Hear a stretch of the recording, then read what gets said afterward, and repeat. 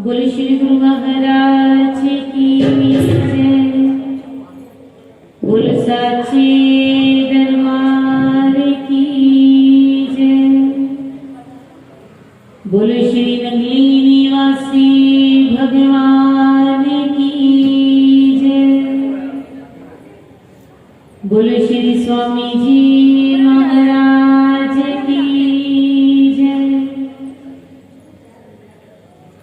बोलो श्री परमहंस दयाल जी महाराज की जय। बोलो श्री वृंदावन बिहारी लाल की जय। बोलो तुलसी महारानी की जय। बोलो श्रीमद् भागवत महापुराण की जय। गुरुर्ब्रह्मा गुरुर्विष्णु गुरुर्देवो महेश्वरा। गुरुर्साक्षात् परं ब्रह्म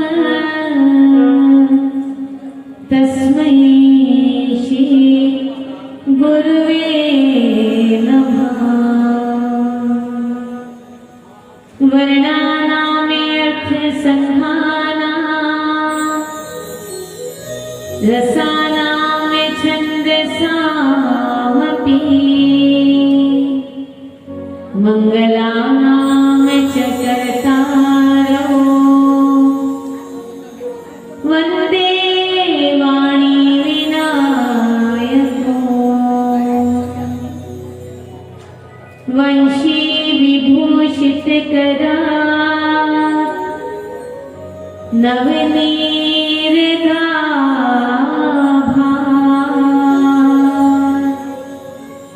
पीताम्बरा गरुडबिम्ब फलाधरोष्ठा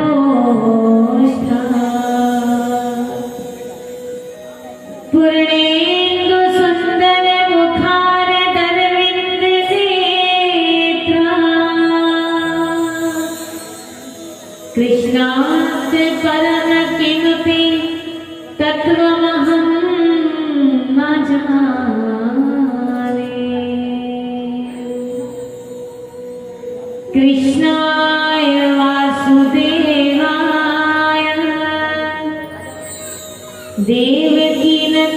देवकीनन्दनाय च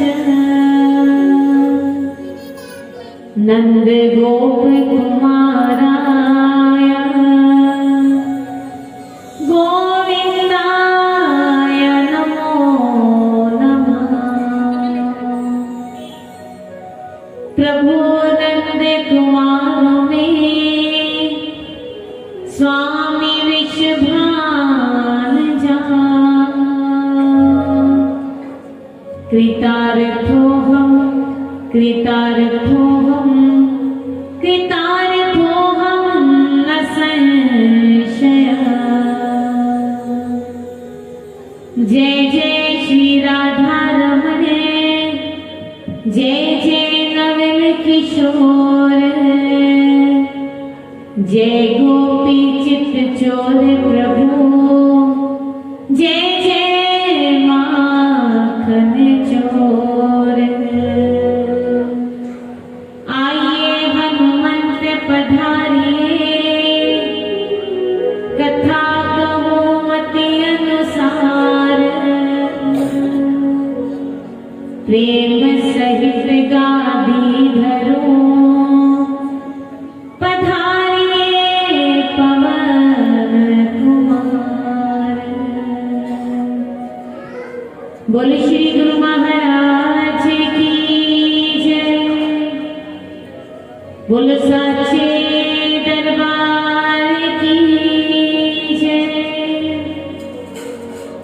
बोलो श्री नगली निवासी भगवान की जय। बोलो श्री स्वामी जी महाराज की जय। बोलो वृंदावन बिहारी लाल की जय। बोलो तुलसी महारानी की जय। बोलो श्रीमद् भागवत महापुराण की जय।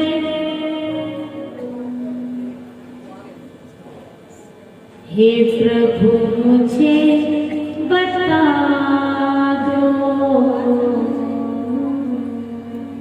हे प्रभु मुझे बता दो, चरणों में कैसे आऊं।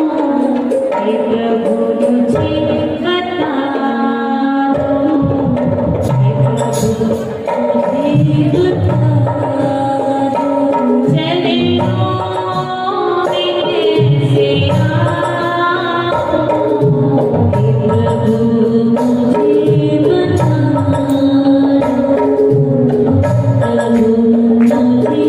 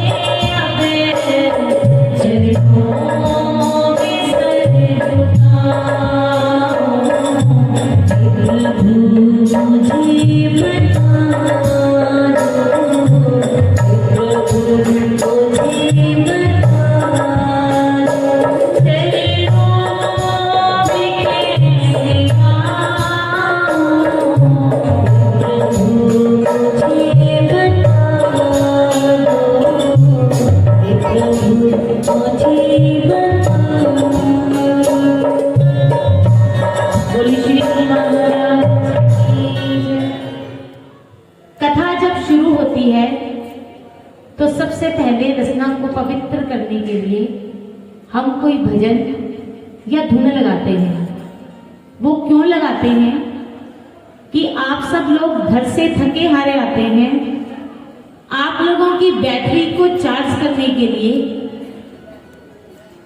धुन या राम नाम का संकीर्तन किया जाता है, ताकि हम आकर जब यहाँ बैठे भगवान का नाम हमारी जुबान से निकले, घर के जो काम काज छोड़ के आए हैं, संसार को जो छोड़कर आए हैं, वो हमारे मन से निकल जाए और हम भगवान के चरणों में हमारा ध्यान लग जाए। तो आइए हम फिर अपनी रचना को थोड़ी देर के लिए पवित्र करेंगे प्रभु के नाम का गुणगान करके। हे नंद नंद गोपाला, आनंद नंद गोपाला, हे नंद नंद गोपाला, आनंद नंद गोपाला, हे नंद नंद गोपाला, आनंद नंद गोपाला,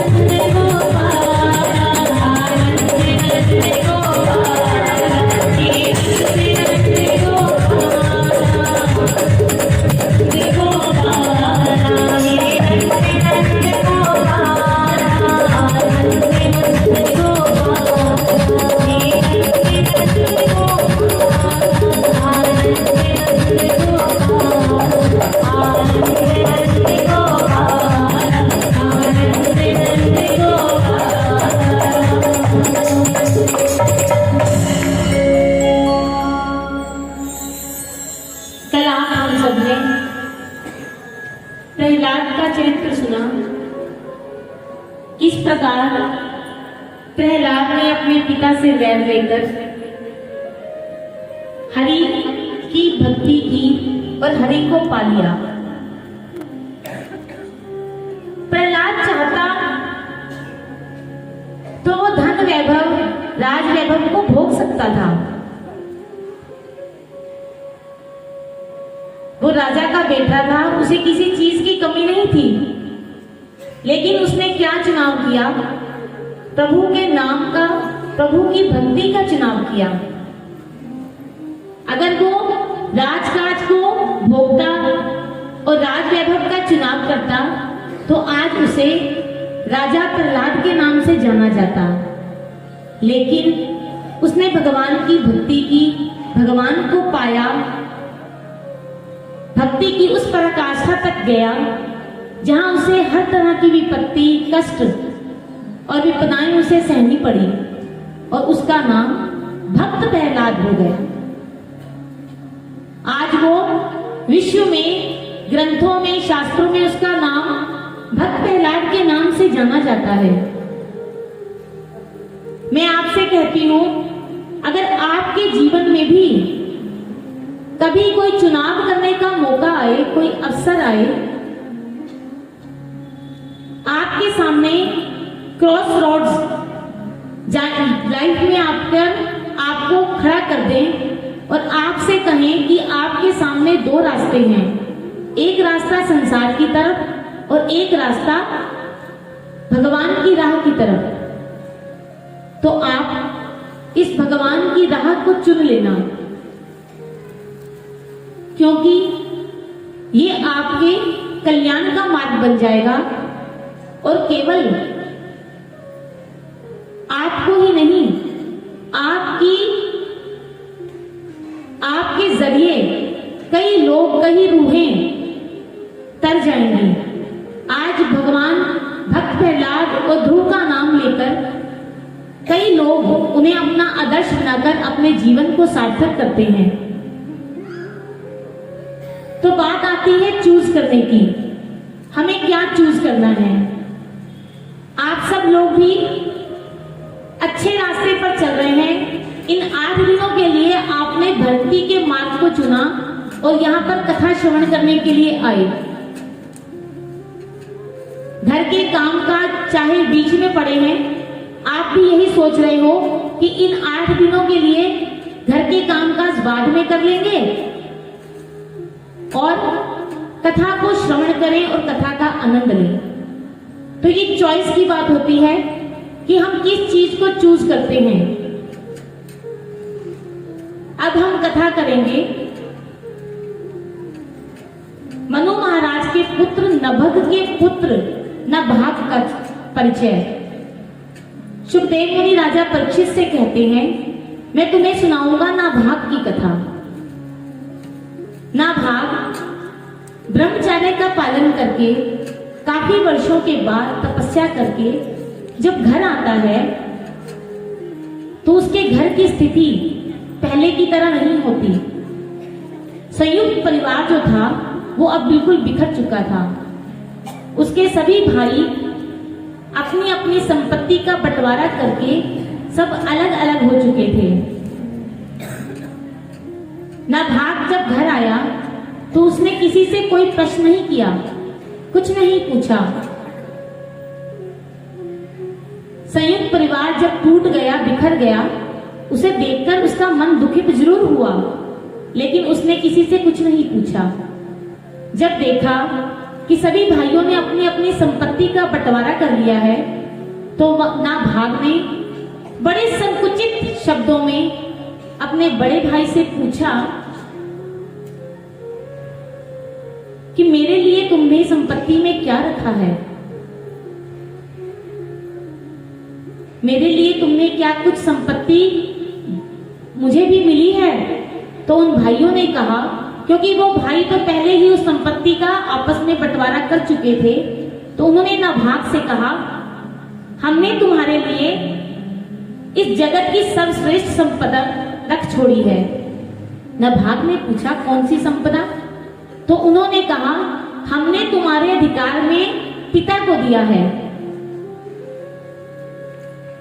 नाभाग ने अपने भाइयों के आगे हाथ जोड़ते हुए कहा, जैसी आपकी इच्छा।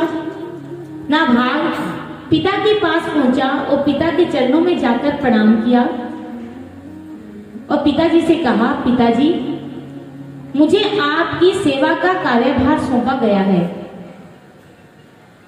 आपकी सेवा करने का दायित्व सौंपा गया है मुझे, ये मेरा सौभाग्य है। तो पिता ने पूछा, नाभाग क्या तुम्हें संपत्ति में तुम्हारे भाइयों ने कुछ नहीं दिया?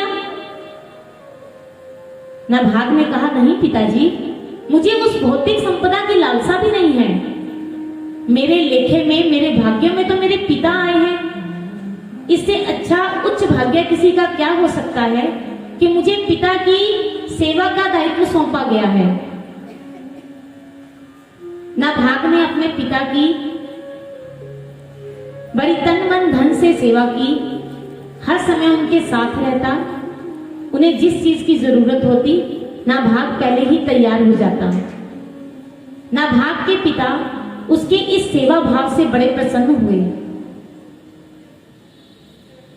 नाभाग से कहने लगे, नाभाग मैं तेरी इस सेवा से बड़ा प्रसन्न हूं, मैं तुझे कुछ देना चाहता हूं। नाभाग ने कहा, पिताजी मुझे किसी चीज की कोई आवश्यकता नहीं। नाभाग ने कहा, नहीं, अंगिरोस गोत्र के जो ब्राह्मण हैं वो उन्होंने एक यज्ञ का आयोजन किया है, वो एक यज्ञ कर रहे हैं, लेकिन उस यज्ञ में हर छठे दिन उनसे एक त्रुटि रह जाती है, उनसे एक गलती हो जाती है, जिसके कारण वो यज्ञ संपन्न नहीं हो पा रहा। मैं तुम्हें 2 सूत्र देता हूं, तुम वो 2 सूत्र उन्हें बता दो, उनका यज्ञ संपन्न हो जाएगा, वो तुमसे प्रसन्न हो जाएंगे, और जो स्वर्ग की तरफ जब वो जाएंगे तो उस यज्ञ का जो शेष भाग रह जाता है, जो संपदा सो संपत्ति रह जाती है, वो तुम्हें सौंप देंगे। नाभाग को पिता ने परामर्श दिया। नाभाग ने पिता के उस परामर्श पर विचार विमर्श किया और पिता की आज्ञा का पालन किया और उन ब्राह्मणों के पास, अंगिरोस गोत्र के ब्राह्मणों के पास चला गया, उन्हें 2 सूत्र बताए और उनका वो यज्ञ सफल हो गया। जैसे ही यज्ञ सफल हुआ, पिता के कहने पर, जैसा पिता ने कहा था कि वो स्वर्ग की तरफ जाएंगे, वो तुझे अपनी संपदा का, इस यज्ञ का शेष भाग देकर जाएंगे, तो वैसा ही हुआ। उन ब्राह्मणों ने जाते हुए स्वर्ग की तरफ नाभाग से कहा कि इस यज्ञ का जो शेष भाग बचा है वो तुम्हारा है, तुम इसे ले जाओ। नाभाग के कदम जैसे ही उस संपदा को, संपत्ति को उठाने के लिए जैसे ही उसने कदम आगे बढ़ाए, उसी समय एक काली आकृति में, काले रूप में एक आकृति वहां पर प्रकट हो गई और उन्होंने नाभाग से कहा, रुक जाओ नाभाग, ठहरो, ये हिस्सा तुम्हारा नहीं है।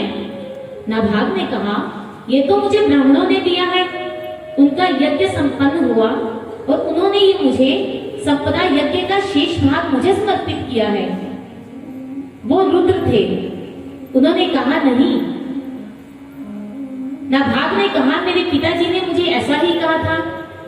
तो उन्होंने कहा, नहीं, तुम्हारे पिता से कुछ गलती रह गई है। राजा दक्षपति की सभा में ये घोषित किया गया था कि जब भी कोई यज्ञ होगा उसका शेष भाग शंकर जी को दिया जाएगा, महादेव को दिया जाएगा। तो इसलिए ये संपदा, ये संपत्ति तुम्हारी नहीं है, ये महादेव की है।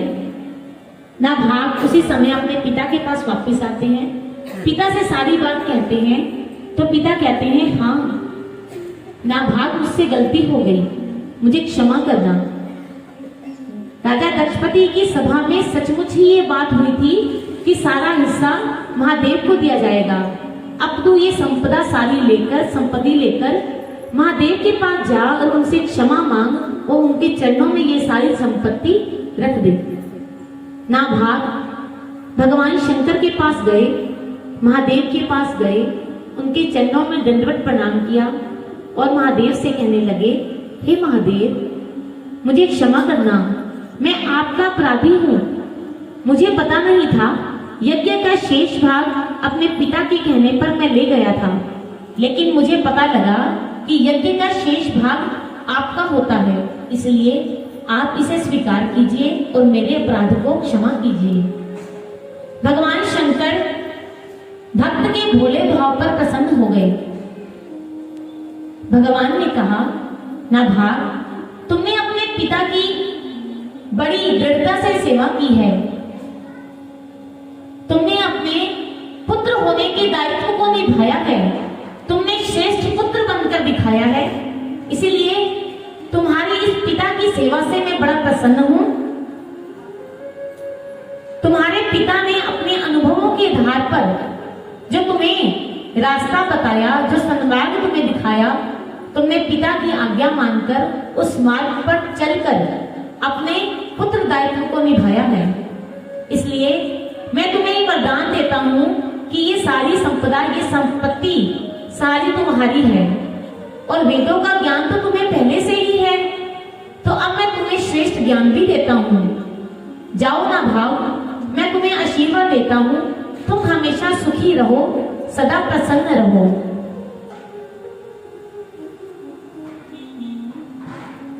नाभाग को यज्ञ का शेष भाग दिया भगवान शंकर ने और उसे आशीर्वाद भी दिया।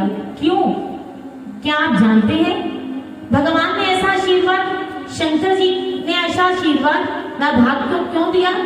क्योंकि उसने अपने पुत्र होने के दायित्व को निभाया, पिता की दृढ़ता से सेवा की और सेवा में किसी तरह का भी कोई शंका नहीं रखी। उसने श्रेष्ठ पुत्र होकर दिखाया। आज हम अपनी भरत भूमि को देखें, क्या सचमुच में ऐसे पुत्र हैं जो माँ बाप की इतनी सेवा करते हैं? इस भरत भूमि पर, इस भारत की धरा पर भगवान राम जैसे आए, जिन्होंने कैकेयी के कहने पर 14 वर्ष का वनवास सहर्ष स्वीकार कर लिया, एक बार भी शंका नहीं की। मां के कहने पर 14 वर्ष के लिए वनवास पर हंसते हंसते चले गए। जिस धरती पर, जिस भारत की धरती पर कभी मातृ देवोभव, पितृ देवोभव की गूंज सुनाई देती थी, आज उसी भारत की धरा पर, उसी भारत भूमि पर मातृ बोझभव और पितृ बोझभव की ध्वनि सुनाई देती है। आज जिस राम भगवान ने मां कैकेयी के कहने पर 14 वर्ष का वनवास खुशी खुशी स्वीकार किया था, आज वही संतान, उसी भारत भूमि की संतान ही अपने माता पिता को वनवास पर भेज रही है।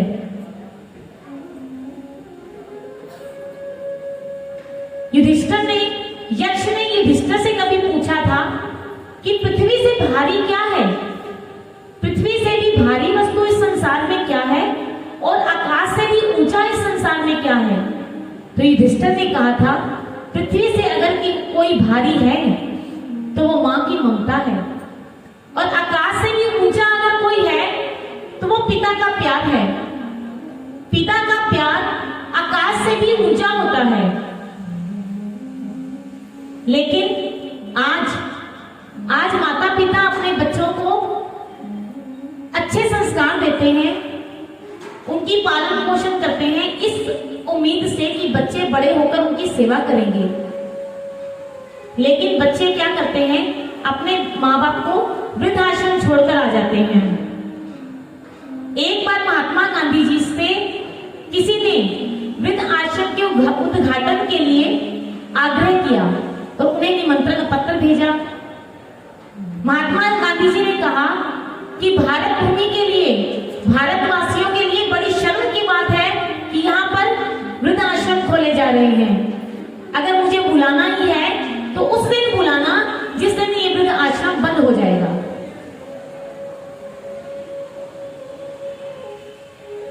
माता और पिता की सेवा को इतना महत्व दिया उन्होंने कहा, जब कोई बच्चे माता पिता को अपशब्द बोलते हैं, उनके साथ दुर्व्यवहार करते हैं, तो वो केवल माता पिता को मेंटली या इमोशनली टॉर्चर ही नहीं कर रहे होते, उनके शारीरिक स्वास्थ्य पर भी इस बात का प्रभाव पड़ता है। हाँ, माता पिता मुंह से कुछ कहते नहीं, कहते हैं माता को माता कभी ना कहलाए, पुत्र बेशक कपूत हो जाए। माँ बाप बच्चे अगर माँ बाप के साथ बुरा व्यवहार करते हैं, दुर्व्यवहार करते हैं, उन्हें आप शब्द बोलते हैं, ठीक है, माता उन्हें कुछ कहती नहीं है, लेकिन माता के भीतर जो भावात्मक रूप से ठेस पहुंचती है वो प्रभु तक जा पहुंचती है। आज बच्चे माँ बाप की सेवा नहीं करते और कल को जब पितृ दोष लग जाता है तो इधर उधर भागते हैं, दौड़ते फिरते हैं पंडितों के पास, इस पितृ दोष का कोई उपाय करो। जीते जी माँ बाप की सेवा नहीं की, माँ बाप के मरने के बाद पितृ दोष का उपाय करवाने का कोई फायदा नहीं। कहते हैं वो पितृ दोष तो एक जन्म नहीं, एक पीढ़ी को नहीं, कितनी पीढ़ियों को ही सहना पड़ेगा। तो भगवान शंकर ने नाभाग की इस पितृ सेवा से प्रसन्न होकर उसे वरदान दिया। मैं ये नहीं कहती कि आज मैं आपसे ये बात सब यहाँ कह रही हूँ, आप सब मुझसे प्रेरित होकर कल से अपने माँ बाप की सेवा करेंगे, ऐसा संभव ही नहीं है। हाँ, जब तक आप कथा पंडाल में बैठे हैं, थोड़ी देर के लिए आपके मस्तिष्क पर थोड़ा प्रभाव जरूर पड़ेगा, लेकिन यहां से जाने के बाद फिर कैसे? क्यों? क्योंकि हम अध्यात्म से जुड़े नहीं हुए, हम भगवान की भक्ति, भगवान के प्रेम से नहीं जुड़े हुए। कभी सोच कर देखो कि आपके पास धन भी है, बल भी है, शक्ति भी है, सब कुछ है, अगर माँ बाप का आशीर्वाद आपके पास नहीं है तो समझ लेना आपके पास कुछ नहीं है। हम कभी जीवन में उन्नति नहीं कर सकते, हमारे अंदर प्रेम, संवेदना, ये गुण कब आएंगे? धृति, क्षमा, दमा, स्तेयम, शोचम, इंद्रिय निग्रह, धीर, विद्या, सत्यम, अक्रोधो, 10 कम धर्म लक्षणम। युधिष्ठिर ने 10 लक्षण धर्म के बताए हैं। सत्यता, पवित्रता, प्रतीक्षा, तपश्चर्या, धर्म के मार्ग पर रहना, ये सब धर्म के 10 लक्षण युधिष्ठिर ने हमें बताए। जिस समय इंसान के जीवन में धर्म आता है, शाश्वत धर्म, सनातन धर्म, उस समय धैर्य, क्षमा, सत्यता, पवित्रता, ये गुण सब अपने आप ही हमारे अंदर आ जाते हैं। अगर हमें संवेदनशील बनना है और अपने मन में माता पिता की सेवा के भाव को लेकर आना है, तो हमें अपने भीतर अपने माता पिता के प्रेम को जागृत करना होगा। कब होगा? जब हम धर्म से जुड़ेंगे।